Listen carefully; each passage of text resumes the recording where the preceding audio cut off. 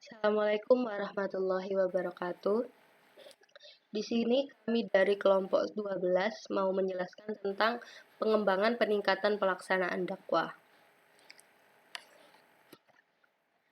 Pengertian dari pengembangan penikmatan pelaksanaan dakwah sendiri, yakni merupakan penyempurnaan terhadap suatu proses dakwah yang dilakukan dengan mengadakan suatu penelitian dan penilaian terhadap jalannya proses secara menyeluruh, maupun setelah usaha proses itu selesai oleh pimpinan dakwah. Sehingga dapat diketahui kelemahan apa saja yang ada dan diketahui penyimpangan-penyimpangan apa saja yang terjadi dengan mengetahui faktor-faktor yang menyebabkannya. Yakni dengan cara 1. Mencatat semua jenis persoalan yang dihadapi secara menyeluruh, yakni dengan cara mencatat dalam tabel secara kronologis dan historis semua jenis persoalan yang pernah dihadapi dengan segala jawaban yang diberikan dan reaksi-reaksi penerima. Biasanya dapat ditemukan cara baru untuk dikembangkan lagi. Nah, yang kedua adalah mengklasifikasi masalah yang dihadapi dan cara pemecahannya. Klasifikasi ini akan membantu menemukan cara yang lebih baik bagi sistem yang akan dilakukan di kemudian hari. Misalnya mengadakan pengelompokan masalah remaja dan lain sebagainya. Yakni yang ketiga adalah mencari keluhan-keluhan masyarakat yang bisa ditemukan pemecahannya melalui ajaran dakwah agar dapat mengatasi keluhan-keluhan tersebut. Yang keempat adalah melakukan evaluasi dan koreksi secara komprehensif. Artinya tidak secara parsial atau setengah-setengah. Yakni seluruh komponen sistem dakwahnya harus dievaluasi secara komprehensif. Evaluasi itu dilakukan oleh beberapa dai, para tokoh masyarakat, dan para ahli. Para dai harus memiliki jiwa inklusif untuk pembaruan dan perubahan di samping bekerja dengan menggunakan ilmu. Apa saja yang seharusnya dievaluasi dari pelaksanaan dakwah? Yakni tidak lain adalah seluruh komponen dakwah yang dikaitkan dengan tujuan dakwah yang ingin dicapai. Pengembangan dakwah ini merupakan salah satu perilaku manajerial yang meliputi pelatihan yang digunakan sebagai sarana dalam meningkatkan keterampilan seseorang dan memudahkan penyesuaian terhadap pekerjaan dan kemajuan karirnya.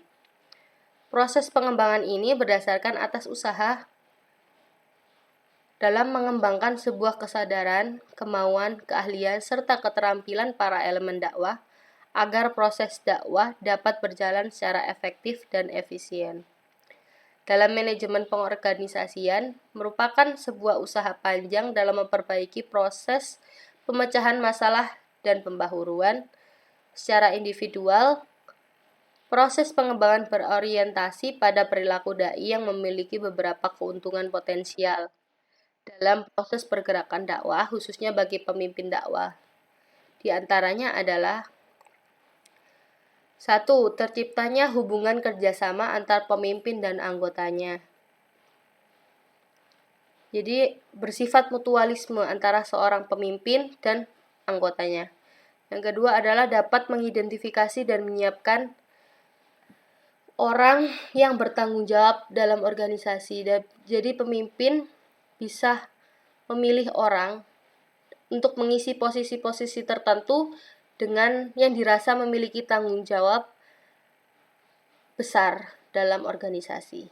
Yang ketiga adalah dapat memberikan suatu rasa kepuasan karena membantu anggotanya dalam bertumbuh kembang. Jadi pemimpinnya dapat membantu anggota untuk berkembang. Nah, selanjutnya akan dijelaskan oleh teman saya, Mbak Soleha, dipersilahkan. Di sini saya akan menjelaskan mengenai komponen-komponen yang harus ada di dalam pelaksanaan dakwah. Komponen pertama ialah dai, yang berasal dari masdar yaitu da'iyatun, yang kemudian menjadi fa'il yaitu dai, yang artinya ialah pendakwah.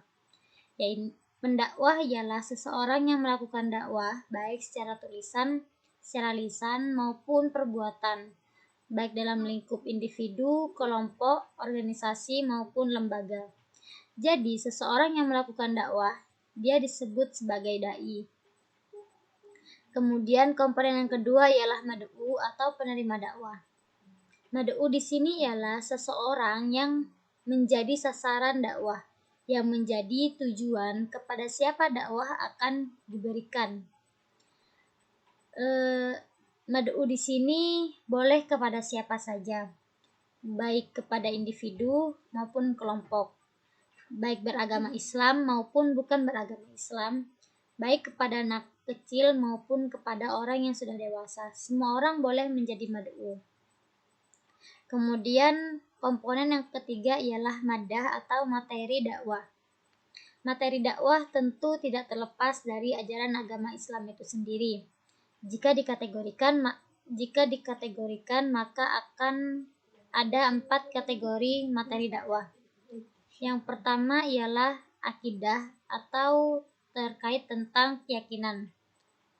Kemudian yang kedua terkait tentang syariah atau hukum. Kemudian yang ketiga ada tentang muamalah atau bagaimana hubungan kepada sesama. Kemudian yang keempat ada akhlak atau bagaimana kita dapat beradab sopan santun. Seorang dai hendaknya harus memahami secara mendalam, secara mendetail terkait materi tentang dakwah, dengan melakukan penelitian atau perbandingan di sekitar. Karena kenapa? Karena semakin dalam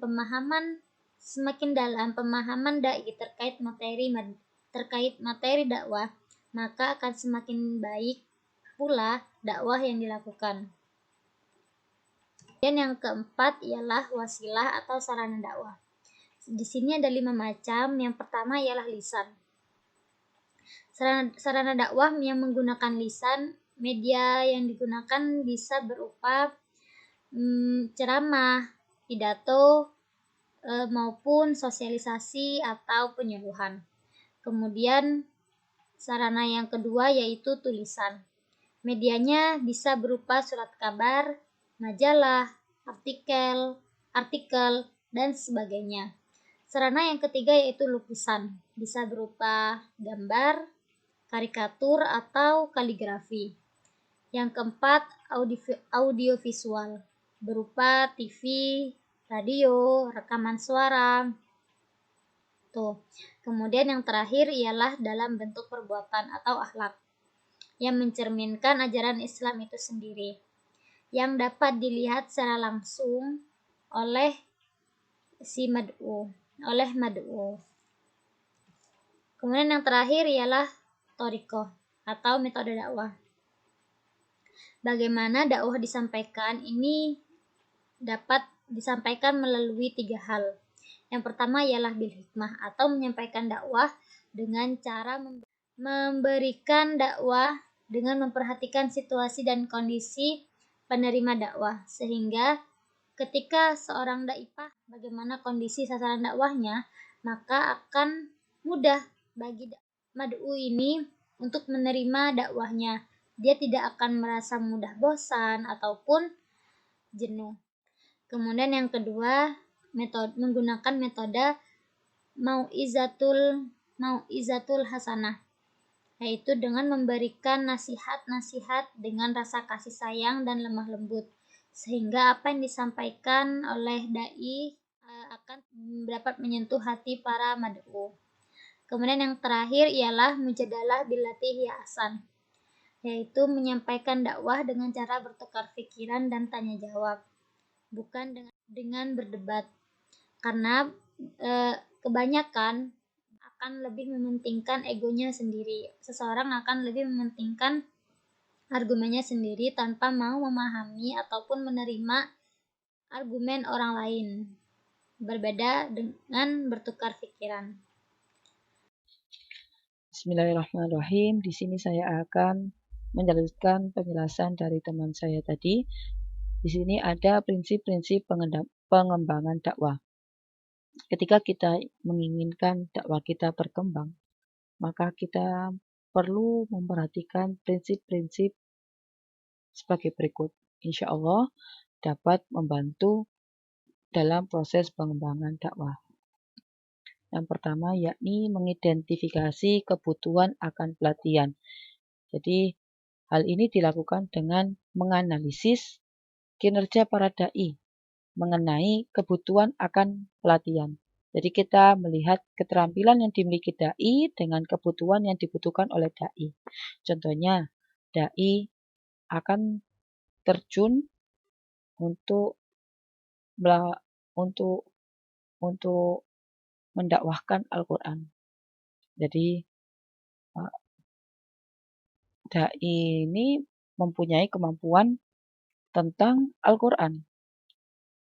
Kebutuhan apa saja yang diperlukan sebelum dai ini terjun?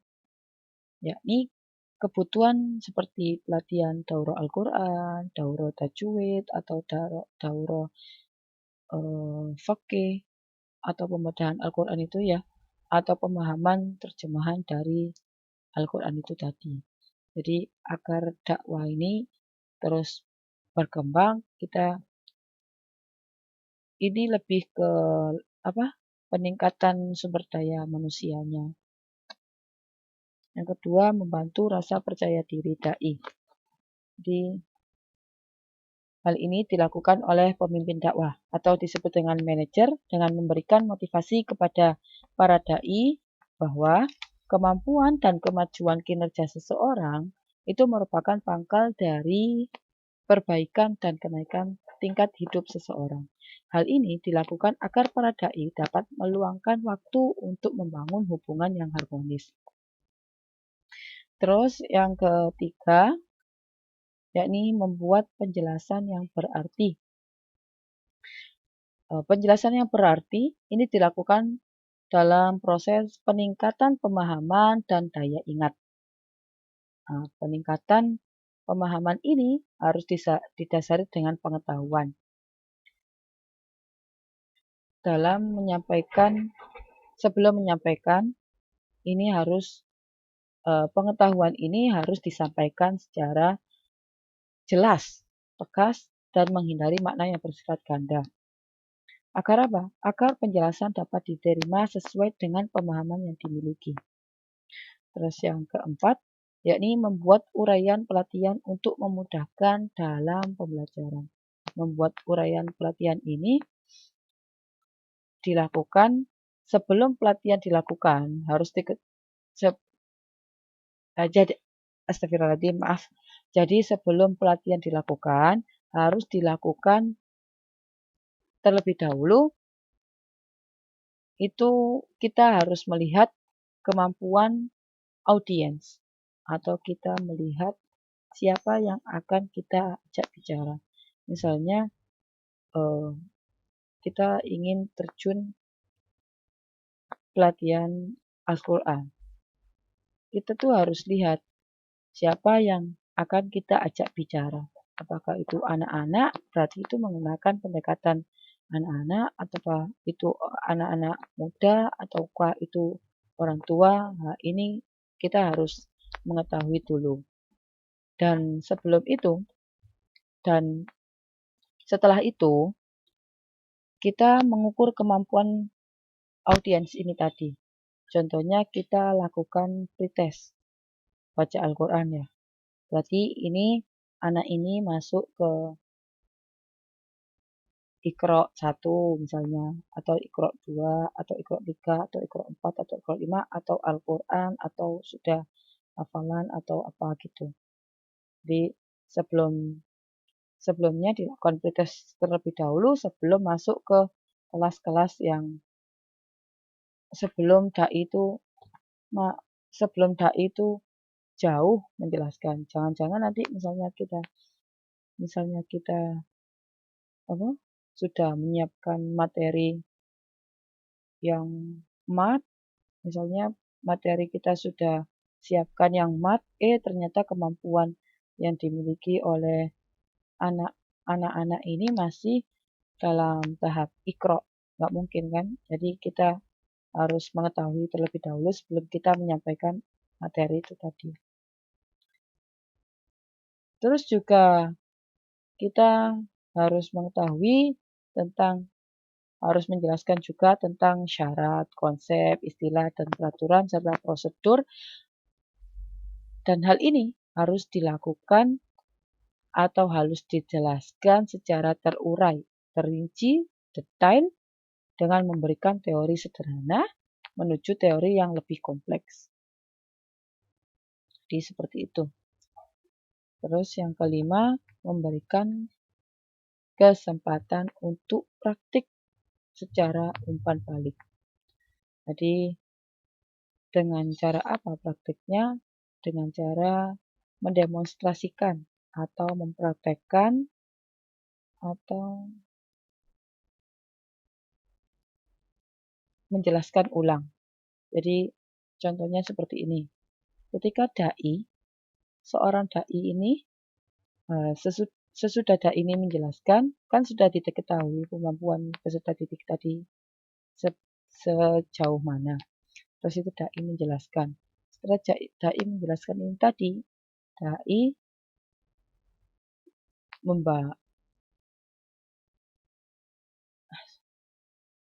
Setelah dai menjelaskan ini tadi, dai mengukurnya dengan cara peserta disuruh mempraktekkan secara langsung bacaan yang sudah dijelaskan oleh dai tadi. Hal ini praktek ini dilakukan dengan cara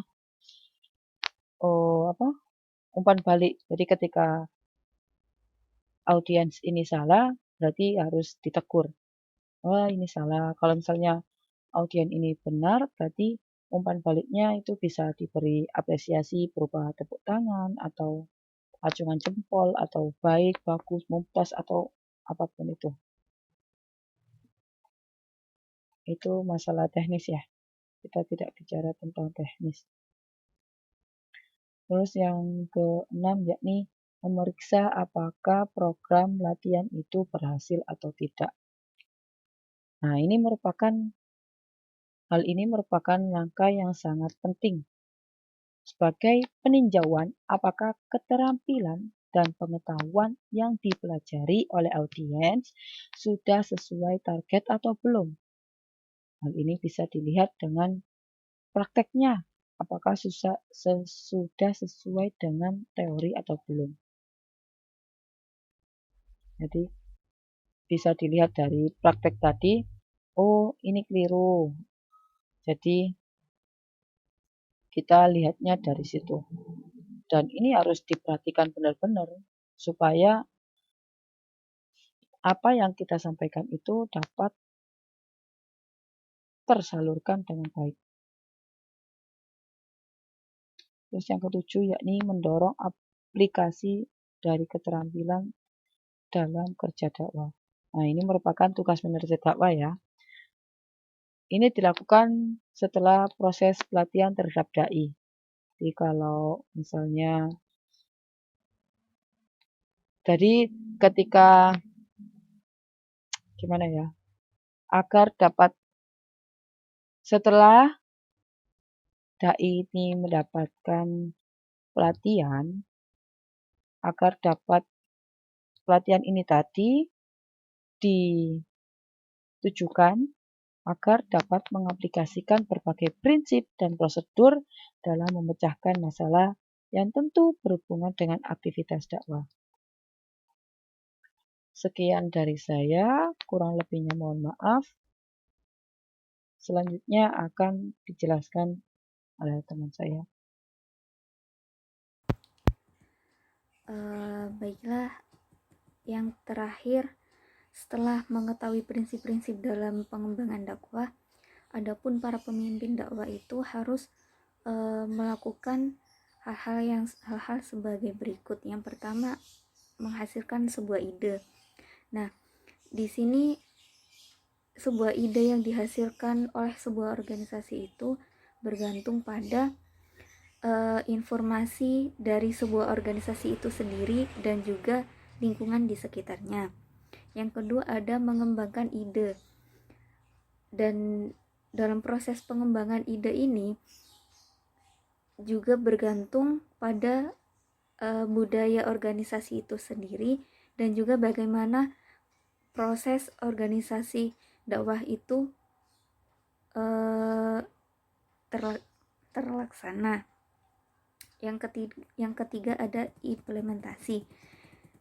Di sini yang dimaksud implementasi itu terdiri dari langkah-langkah pengembangan yang dapat membantu dalam pemecahan serta menciptakan tindakan atau sebuah kreativitas dakwah, atau dalam artian membuat strategi yang baik dan benar. Nah, sekian video dari kelompok kami, kurang lebihnya kami mohon maaf. Sekian, terima kasih. Wassalamualaikum warahmatullahi wabarakatuh.